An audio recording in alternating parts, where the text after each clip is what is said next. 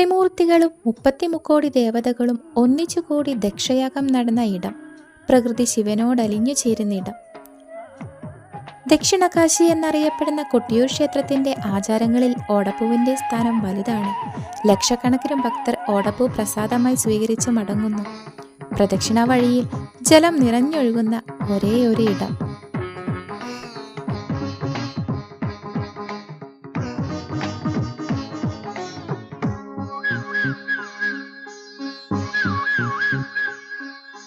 സഫലമീ ജീവിതം പ്രേമപൂർണം, പാർവതീലോലനിൻ കരുണയാലേ.